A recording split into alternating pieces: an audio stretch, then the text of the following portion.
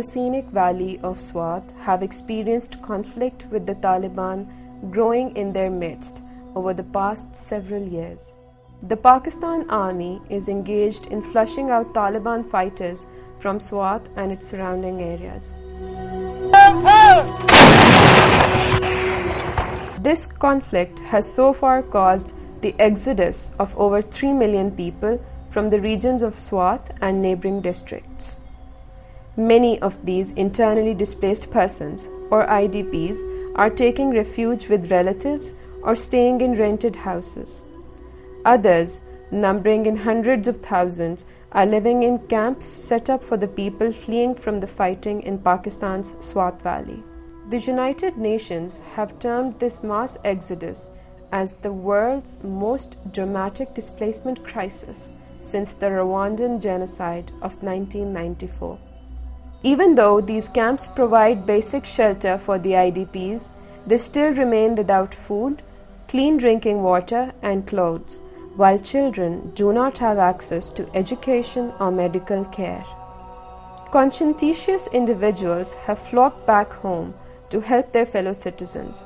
Among them are Zinat Ahmed, Zebunisa Jalani, and Nafis Ahmed of the Swat Relief Initiative, started as an offshoot of the Center for Dialogue, Peace and Action.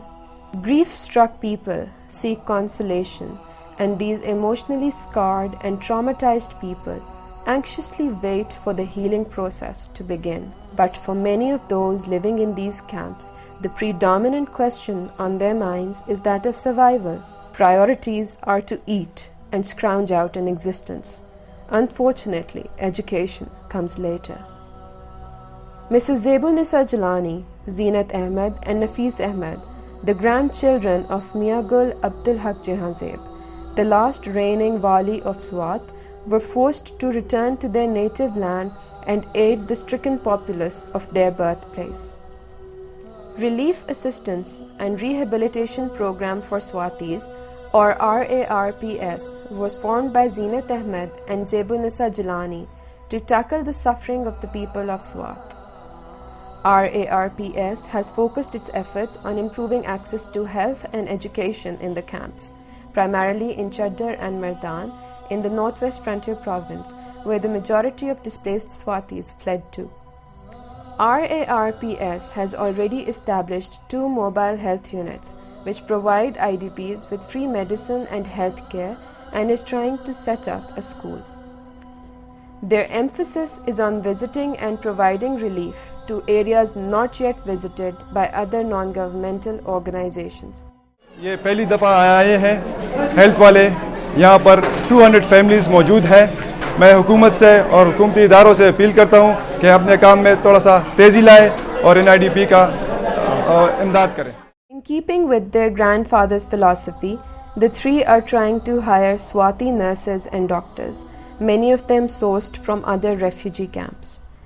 What we do is we've come with our team, and we're seeing hundreds and hundreds of people a day, and quickly they tell us, what is wrong with them, and we've come with truckloads of medicines which we're distributing to them today. And these people are in terrible conditions. I mean, they've only escaped with the clothes on their back, and they really need attention, they need food, they need clothes, and they need medication, but most of all they need to return to their homes. So we're just trying to do our little part in helping them. Miagul Abdul Haq Jahazeb, the last wali of Swat, always believed that the way to prosperity was for Swatis to encourage Swatis. Step forward, help Swatis meet the big challenge ahead of rehabilitation and restoration of Swat to her former glory.